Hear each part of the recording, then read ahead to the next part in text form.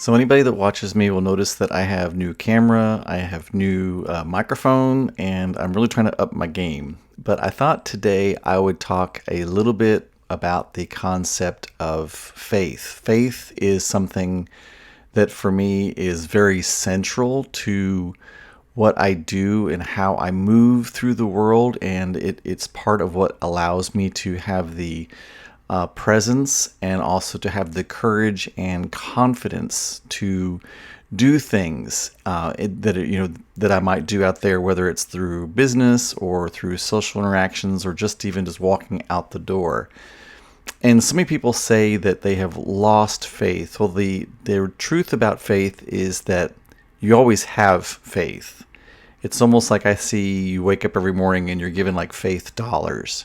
And it's, what do you spend those faith dollars on? Do you believe, or you put your faith in what you would call fate, whereas you just think it's whatever comes to you? Or do you put your faith in, yourself or people that you're with or some type of spiritual connection or God or something of that nature?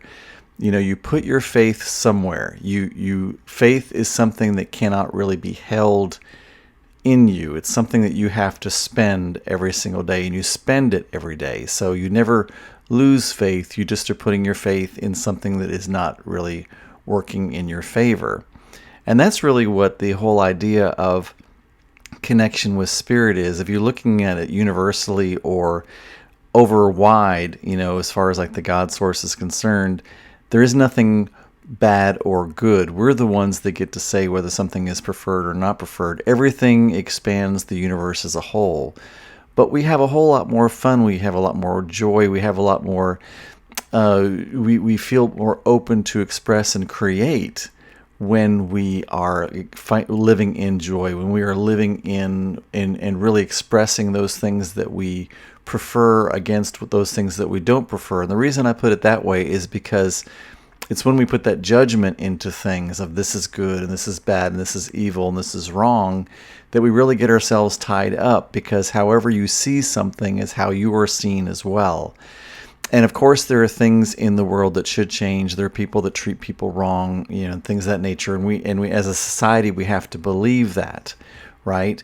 But the more caught up you get into that, the more you see it, and then the more that becomes part of your world. Anything you give focus or attention to grows, no matter what it is. Now, of course, in life, we have to give focus and attention to things that we don't necessarily prefer, but we want to give the most of our attention onto other things. We live in a society, where they say if it bleeds, it leads. We live in a society where we have been trained to live in our fear bodies, where we've learned to live in our pain bodies, as Eckhart Tolle would say. And we have to learn how to change that to start living in our joy body, because it actually will change. It'll change the pitches that we can hear with our ears. I mean, it literally physically changes us when we live in states of fear and when we look at the world from a fearful place. And that's how faith can help us, because a lot of times it really looks scary. It really looks like we should be fearful. But faith is what can step in, and it can bridge that gap between, what we see with our fear eyes and what we want to see and where we want to be and how we want to live and how we want to express ourselves. Because at the end of the day, faith is something that you can't see. Faith is something that there's absolutely no evidence of, but you just know it.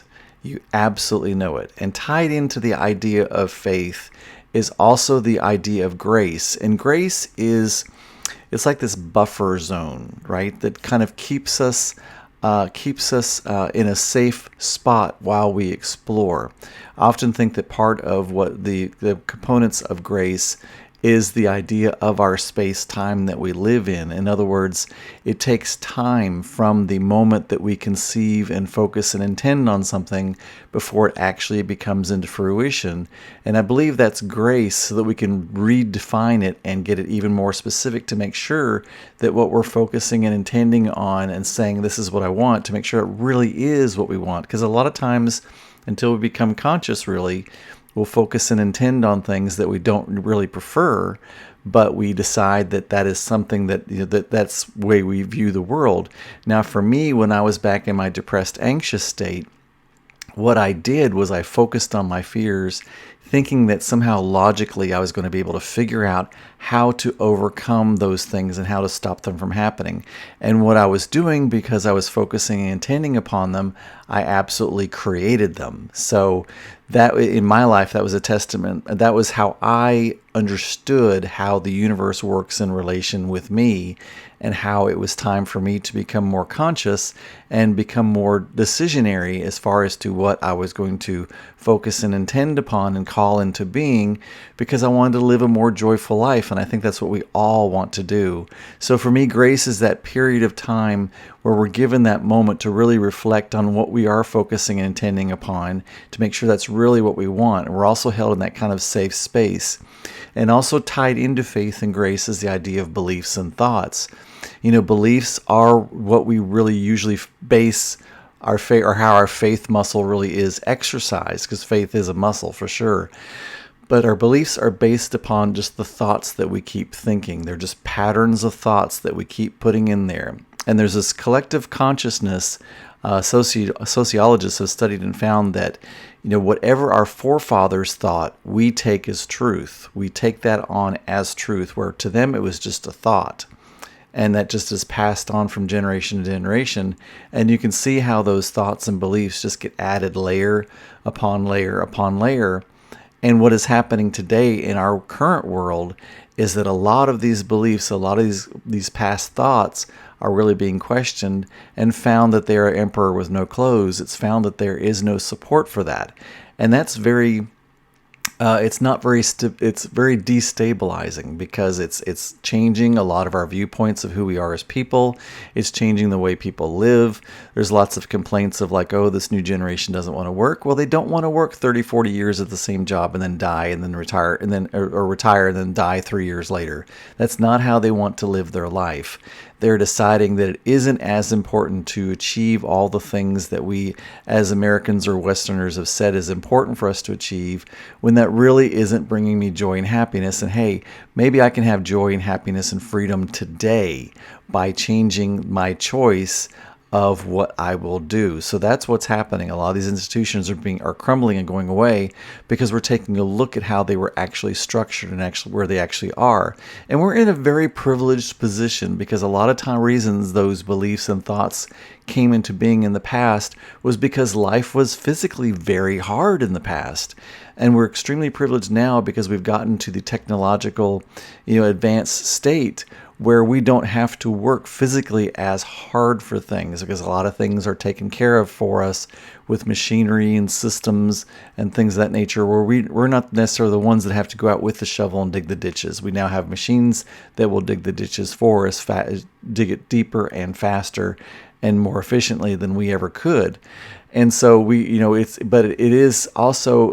a point of us advancing as a human civilization, where we are given that privilege, and we need to take advantage of that privilege, because it's also a responsibility for us to take advantage of the privileges that we have and exercise them to our full amount, as we can, to become to that next level of human living and humankind, where more people have more choices, have more self-empowerment, have more autonomy, so that they can decide for themselves what is right, and we can create a world that's never really been seen before.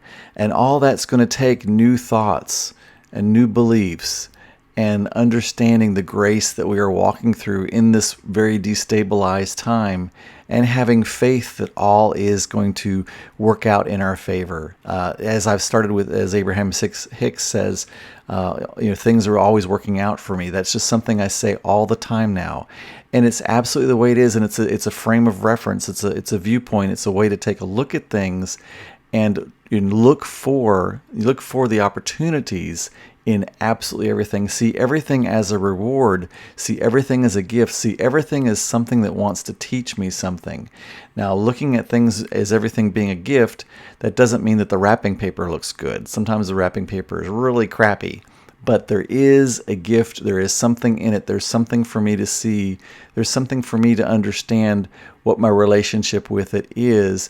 And there's something for me to grow out of. in it, and a lot of times what we'll end up doing is we'll say, oh, well, that person needs to grow and become more. But the only person that we have control or charge of is ourselves. That's it. That's all we have control of, period.